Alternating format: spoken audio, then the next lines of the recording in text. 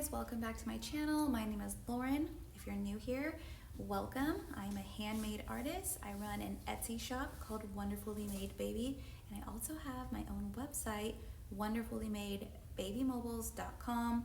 I basically specialize in handmade baby mobiles, and I do have some other cute gifts like crib sheets, swaddles, velveteen blankets, and that's basically it. So welcome back to my channel. Last week, I was sharing basically like my whole story on how I just like grew my Etsy shop. Started with just being pregnant, nesting, making baby mobiles, not really knowing what to do with this huge collection that I had built up, and just really sloppily throwing them on Etsy, and then just like miraculously they sold. And then fine-tuning what sold. Let's just make sure I'm recording real quick because last time I had no audio. Okay, sounds like we're actually recording this time. Okay, I left off on my last video on how I grew my account and my Etsy shop, and how I had to basically like refine my listings. Just kind of seeing, like I would just make whatever I liked and then put them up there, and if they sold, then I would just keep that same photo, I would just relist it and then make it again when it sold. And I don't know, I was just trying like everything under the sun, things that I was interested in. Maybe it was a Noah's Ark baby mobile, I was doing dragon mobiles, I was doing under the sea mobiles, and then I was just like, you know what, I'm having another boy, I want to do something that is like a little ode to little boys. And I remember this poem about like boys are like something with puppy dog tails. I can't think of it off the top of my head right now, but it was a poem, and then it ended with like puppy dog tails, and so I wanted to do a puppy mobile.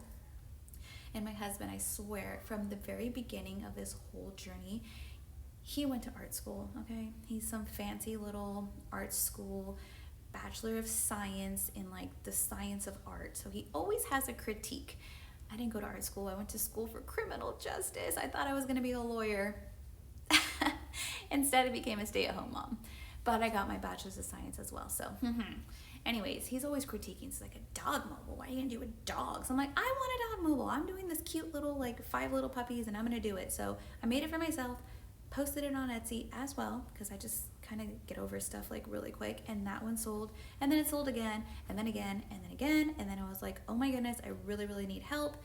That's when I went on the whole journey. I think I mentioned it in the last video, so I won't touch on it too much today, but I went on this whole journey of trying to get help, and I got hired help.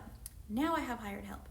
Now it started off slow with like, hey, can you just do a batch of 50? And then it was like, as soon as it was delivered, I needed another 50, and then it was delivered, I needed another 50. And so my girl who I hired, her name's Lubov, which in English is love. She's, I believe she's Ukrainian, but she lives in Poland right now. So this is my girl, this is like my big helper.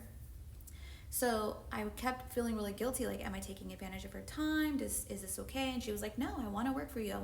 I shouldn't say I want to work for you, but I want to take these orders. And on Etsy, for the most part, I'd say it's like a pretty steady, like I know I'm going to like hit a certain threshold every 7 days. But even if it would slow down, I was nervous about putting so much money out into inventory if I didn't need it. And then she would message me like, hey, I'm ready for the next order. So that put like a little pressure on me to kind of like really drive up my sales so that I can keep her employed full time. I'm just gonna do another check to make sure this is actually recording my voice. I know it's so ridiculous, but you guys have no idea how hard it is for me to record videos. Let me just double check real quick. Good again. So she would reach out needing. So anyways, put pressure on me to like really hike up my sales. So I was doing everything in my power, everything that I could to make sure that I was being consistent. So now I'm on a roll. I got sales. I got my assistant helping me. I'm doing work, and I go and I'm starting to pay bills. I'm starting to help pay off our car payment and putting money towards our mortgage because we're going to start going out of debt. My husband was surprised because, you know, as a housewife for 10 years, he fully 100% had to financially support me and our 2 kids, and then the 3rd baby was on the way at that time. But then like I just, again, it's like this crazy blessing, this miracle where I was able to still be my creative self, because I love being creative. I love making things. I used to just paint, but unfortunately painting never like gave me any money in return for all of my time and passion. But this baby mobile business that I've been doing did. So now my husband's like, oh, She's paying for dinner, she's helping pay off the car, she's helping pay for the house payments, she's helping paying for repairs. Like we redid our fireplace in Calcutta marble, and then we redid our bathroom with Calcutta marble and new sconces and mirrors, and like we were just like I don't know, I guess it enhanced our family. So anyways, I log on Etsy one morning and it says like your account has been deactivated. So I go, oh my goodness, well what happened here? I need to go in there and reactivate it. And it was like, no, you violated Etsy's terms and policies. You violated our handmade policy. I'm like, what? So I'm trying to message customer service, and it's like this auto response, like, you violated it. You know, you cannot start a new account, and you're blocked at your IP address, so you can't even just like go on to Etsy and create a new account. Like you're done. Like you violated us. You're a fraud. I'm like, what? So I was like, really freaking out because I actually had like 6 orders that I was working on that I wasn't even able to ship yet, and they just shut my account down. So I was like, how am I gonna get to these customers? I got these 6 orders that I'm like making, about to ship, and my account's shut down. My assistant is over there sewing her heart out to get me restocked with more products, as we need to get those things going. And Etsy was just crickets. So the autoresponder was like, no more, you can no longer like keep asking questions. Like, we've already closed your case and you cannot get an appeal, because you can like, they have a case and then you can appeal, and then I send my messages and they're like, no, we found that you did violate, and then the other appeal was done. So I was like, oh my goodness, what are we gonna do? Like, you know, I gotta keep my employee employed.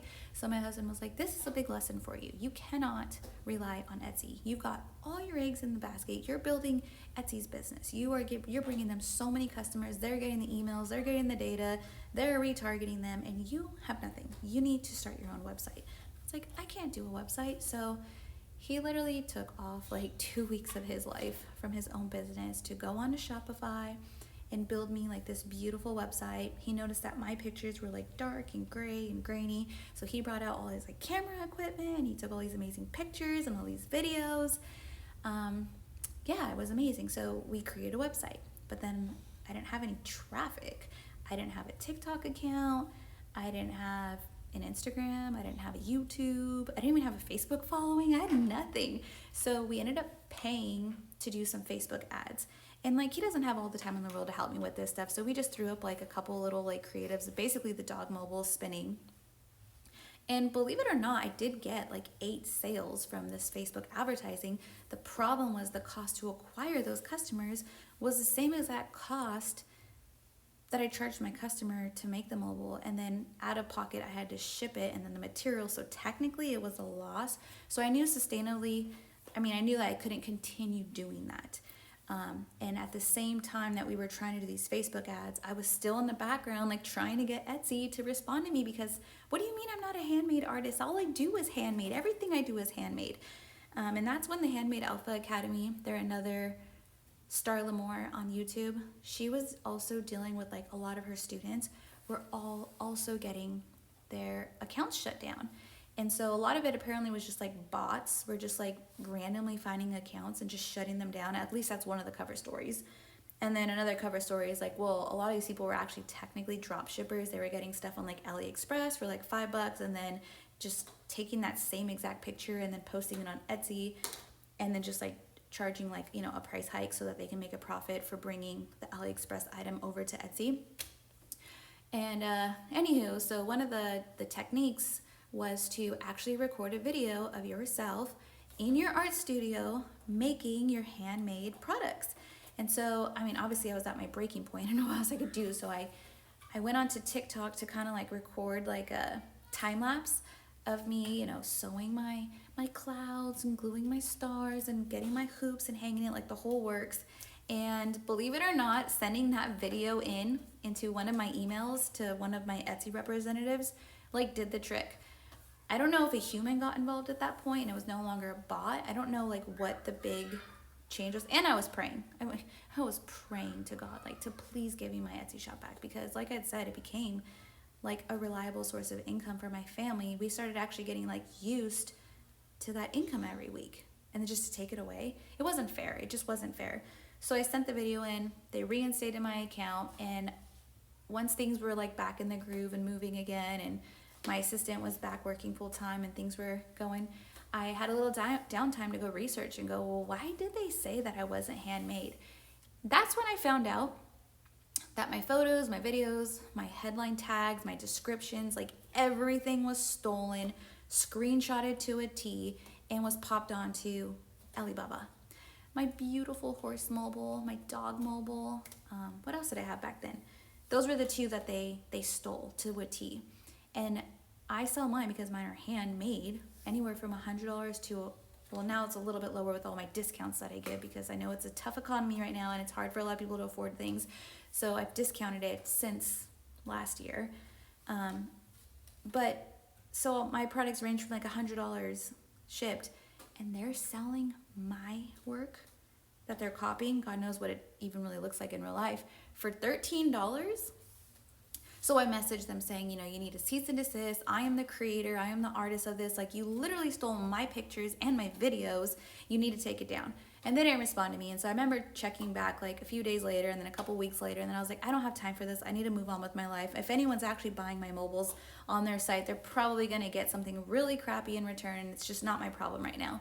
So it's been about a year since all that drama has happened. And I went back on Alibaba just to check, just to see if they still have my products, and thank God they took it down. So maybe my threatening messages worked, but yeah, so everything has been great since. I really feel like I'm thankful, like the lesson of creating my own website and the lesson of understanding that, well, now I gotta be a content creator.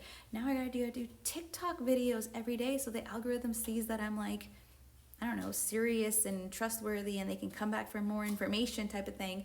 So I got the TikTok videos going. I'm still posting to Instagram, even though Instagram does not like me at all. It doesn't matter what I do. I can have like the most epic video on TikTok and I put it on Instagram and it doesn't even get anything, but whatever, I gotta keep trying.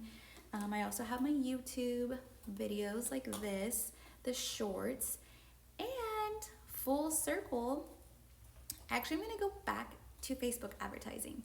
So last week in my video, I told you guys that I was gonna test Google ads because I noticed that like almost 100% of my sales through Etsy are being sold through their off-site ads. So they're taking my work, my listings on Etsy, and they're advertising it through like the Google ad space, and those are converting. So that's why, I don't know, it's like almost every single sale I have is through the Google ad network. So I thought, well, why don't I just do Google ads and then I can save the 20% that I'm paying Etsy and then just keep my customers. Plus they get lower prices if they shop through my website. So I tried Google ads for, I don't know, like a week or two.